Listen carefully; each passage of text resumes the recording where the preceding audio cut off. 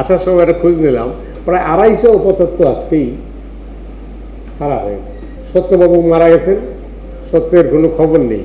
প্রধানমন্ত্রী থেকে শুরু করে প্রেসিডেন্ট থেকে শুরু করে কেউ নিরাপদ না।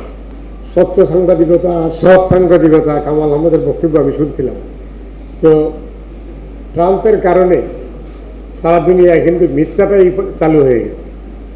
সত্যবাবু মারা গেছেন, সত্যের কোনো খবর নেই। আর ইরান যুদ্ধে তো আরও গেছে।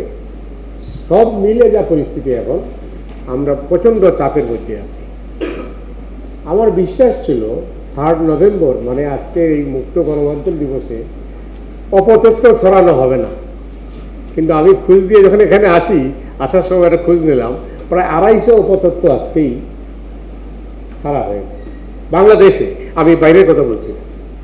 এই যে অবস্থাটা, এখান থেকে এটা মহামারী রূপ নিয়েছে। এটা থেকে বের করতে হলে মাননীয় তথ্যমন্ত্রীকে আমরা সকালে অনুষ্ঠানে বলেছি, তিনিও চেষ্টা করছেন এইভাবে। তিনি উচ্চ পরামর্শ চাচ্ছেন যে কিভাবে এটা করা যেতে পারে।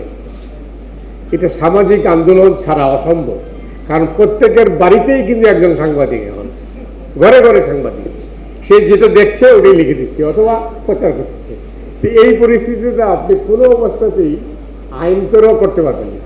এটা একটা টোটাল একটা মুভমেন্টের দরকার। আমি তো আগেই মাননীয় মন্ত্রীকে বলছিলাম যে আপনার গণমাধ্যমে যারা একদম জেলা উপজেলা পর্যায়ে আছেন, তাদের সবাইকে নিয়ে ডেকে তাদেরকে বলেন। তারপরে একটা কী হয়েছে, মানুষের মধ্যে সচেতনতা বাড়তে পারে, মানুষ হয়তো সজাগ হবে। না হলে কিন্তু বিপদ খালি আমাদের না, সবারই বিপদ। প্রধানমন্ত্রী থেকে শুরু করে প্রেসিডেন্ট থেকে শুরু করে কেউ নিরাপদ না। এই যখন অবস্থা, তখন আমরা সঠিক সংবাদ পাবো কীভাবে? আমাদের সামনে কিন্তু বিপদ আরও বেশি অপেক্ষা করছে। কারণ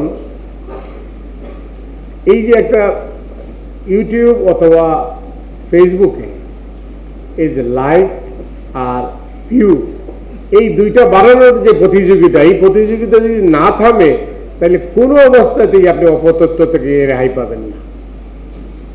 আর মেইন স্ট্রিম তো অসহায়। মানুষের মেইন স্ট্রিমের খবরই পড়তে চায় না। তার কারণটা হচ্ছে সে দেখতেছে তরতাজা খবর, সে ঘটনাস্থলে প্রেজেন্ট ছিল, সে খবর দিয়ে দিচ্ছে। এটা তো আপনি অস্বীকার করতে পারবেন না। হ্যাঁ, 1 ঘন্টা বাদে হয়তো সে মানুষ জানবে যে এটা ভুয়া খবর। বেশিরভাগ খবরই কিন্তু এখন মানুষ বিশ্বাস করে। এই জন্য 2 দেশের মধ্যে যুদ্ধ হতে পারে, দলে দলে যুদ্ধ হতে পারে, ব্যক্তিতে ব্যক্তিতে পারিবারিক যুদ্ধ হতে পারে। বহু তালাকের ঘটনা ঘটেছে এর মধ্যেই।